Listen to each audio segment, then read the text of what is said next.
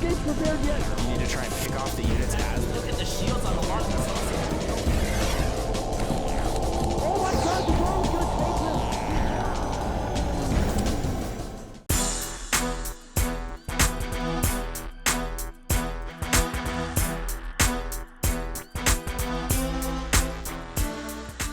Ladies and gentlemen, I welcome you to Crossfire, which I like to call Catfire.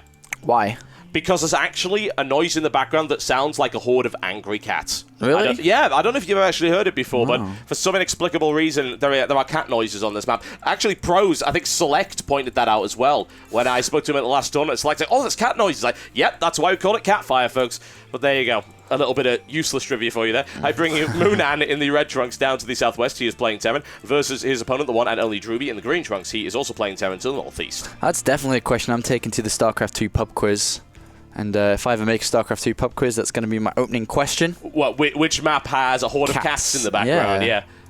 That's interesting. That's good. I think we could definitely do that. I'm very surprised that we haven't had a big StarCraft quizzes at any of these major events so far. I think maybe it's because we haven't had enough British StarCraft events. If we had lots of British StarCraft events, we'd definitely have StarCraft 2 pub quizzes. Pub quizzes, curry night, and beer. That's what I'm talking about. I would so go to that. As a spectator as well, I wouldn't even commentate. I'd just go for a laugh. I wonder if there's a map with howling dogs, too.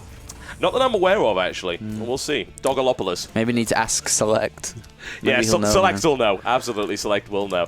Oh, wow. Right, so we have a best-of-3 series, and of course, Drewbie has taken the first game. We've got mOoNan with the barracks opening up right here, as well as barracks with Drewbie. And is this a smaller map? Certainly. And it doesn't have that many expansion points, so often we see some fairly short games on Crossfire. Yeah, I mean, I think, like I kind of mentioned it in the introduction, that I feel this map is going to favour mOoNan just a little bit, or mOoNan, however you like to pronounce his name. It's only not mOoMans. mOoMans. Yeah, let's not do that. Moving around the map. Simply because it's a GSL map, and he's obviously been practicing for the GSTL. And obviously, he's going to come up a lot. On the other hand, Drewbie is going to play a lot of ladder, he's going to play a lot of MLG maps, and that's not really in the map pool, so... he might not be too familiar about it. Yeah, we'll see how he does. He has actually played in quite a lot of recent tournaments that have contained Crossfire, but as I said, it's not an amazingly popular map, certainly. It's not the one that everyone will turn around and say, oh yeah, Crossfire, that should definitely be in the rotation. There are arguments over Crossfire, so it's not one of those maps like Xel'Naga Caverns that seems to be universally accepted. Now, we are noticing that Drewbie has not picked up any gas again. Yeah, I mean, he's used this build every time I've seen him play so far in the IPL Season 2, and he must feel very comfortable with it. As long as he can defend against any aggression, he should be ahead because he's got the earlier expansion. He's going to have more SEVs. So what he needs to do in this game is literally control the harassment coming from mOoNan, if that's what he's going to do. That's going to be quite tricky to do. Now, while this map does have a lot of narrow corridors that you can control, if your opponent gains map control over you on Crossfire, then you are in an awful lot of trouble because he can strike from many different directions. I mean, siege tanks above your natural on the higher ground is almost unbreakable, especially in TVT where it's all about position and very hard to break. So we'll have to see what happens here. We do have a reactor going down on the barracks for mOoNan, and the second refinery too, starting pretty much immediately after the factory. So will he go for some kind of blue flame again, or will he go for Cloak Banshees? Cloak Banshees are really good on this map, simply because there's so much empty space around the back of your base that you can hide there, wait until your opponent goes out, and then come back again. Near as I can tell, it looks like a very similar build, because he went for the reactor on that barracks the last time as well, but we were puzzled as to the timing of it, because he picked up the reactor later than he started the factories, and he opened up with a single Hellion. So he's going a couple of Marines out of this initially, then going Tet Lab. So we could either see Blue Flame or transition into Banshees one way or the other. Banshees is looking more likely right now, I'd have to say. Yeah, we'll have to see. I mean, he's got the starport right next to the factory. That's the only difference. Yeah. So we'll have to see if he switches that up now. He does have a Hellion in the middle of the map. Gonna head scout, see how many Marines are down on that natural and so on. And we do have the standard 4 barracks after the command center here for Drewbie. And the engineering base should be starting quite soon, because that's kind of the only counter to it is Banshees. And Cloak Banshees especially. Yeah, and he's able to sneak out of there with 12 HP. Always a nice little move there by mOoNan. We never question mOoNan's micromanagement. It's also always very, very good. And there is a good scan. That's a very solid scan right there by Drewbie. And he will see the Banshee play. He will see the Banshee play, also see something making the factory. Not quite sure what it is, because there was nothing making from the Tet Lab, so it's kind of hard to predict what that will be. But it is going to be a siege tank. Yep. And I'm surprised to see, will he be going for siege tech? I'm clicking on it, hopefully he does it. And it has not been started yet, but going for early siege tanks is great, I think, on this map, especially against Drewbie's style. It's kind of a curious maneuver, really. I mean, he had the gas that he needed to produce another one, but he wanted to put out another tank first, so maybe he'll follow it up. Right now, he's got the gas for it. Still no siege tank. That is very curious. Yeah, that's interesting. I guess the siege tanks do have a lot of DPS when they're just on the ground, so... Yeah, but against mass marine, though, I mean, that's dodgy.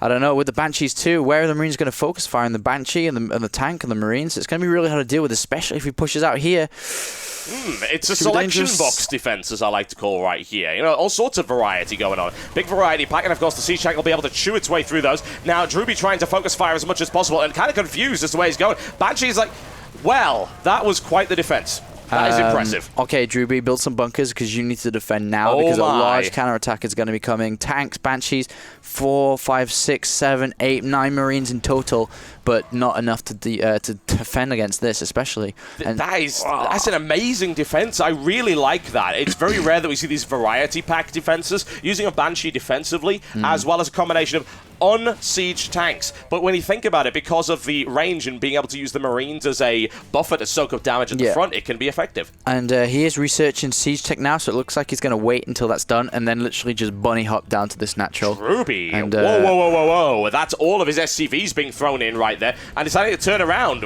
That's kind of curious. I think he was expecting the tanks to be on the top already, but they weren't, so it's a little bit confusing for him. But there's a lot of tanks. He's even repairing now the Banshees, 2 Banshees in total. And siege tech about to be completed, and this is going to be so hard for Drewbie to hold on to. Unupgraded Marines, and does he have stim? No, he does not. He will have Marine Shield in the next 30 seconds, but of course, if that shelling starts before then, he's going to be in big trouble. There's a freebie, and scouted nicely by Drewbie. Drewbie now really is in a very tough spot. He's going to have to deal with the fact that he's now being bunker bunny hopped right here between these two, and he will have 2 Banshees coming at him and 2 tanks. He's going to charge for it, and he's going to lose so much in the process. Oh, siege tank's in great location here, doing so much damage hidden away. Oh my god, it is absolute brutality. It's a massacre going on right here as Drewbie tries to desperately defend. He's able to take out 1 siege tank. He'll take the second, but this defense will hold easily. Great micro as well, hopping back that Banshee on 11 HP, and really this is going to end up being a cleanup for mOoNan if he can continue to reinforce. Yeah, I mean, he's going to repair now with this SCV, and another siege tank is here, and there's nothing he can do without stim. Even though combat shields is almost equally as good as stim, because it's cheaper, it's faster, it's not enough right now, and these Banshees are going to go to town. Yeah, exactly. While it will allow him to soak damage, it doesn't really allow him to deal it per se, so I wouldn't really be thinking that Drewbie's in a great position right now at all, and he's certainly not, as you can very clearly see. I mean, he's got 13 Marines, but what is he going to do with them? He's looking for a flanking position. He can't get it. With the Zelnaga Tower held by mOoNan right here, he has excellent visibility, and as soon as, you can see them coming around a mile away. And even though he's going to try and take the Zelnaga Tower, the tanks there, they're going to shell on top of them. Banshees, 3 Banshees now with that DPS. No stim for you. Stim is cancelled. Not looking good. No stim for you, we say, and honestly, Drewbie is just caught out in the middle of nowhere now. mOoNan pushing in, and that reactor will be shut down. The tech line's been shut down, so no stim, and of course, very little Viking and Medivac. It's not going to help at all. And that's all of the SCVs coming off the line, and this really is Drewbie's ritual suicide right here, as mOoNan annihilates him very, very easily.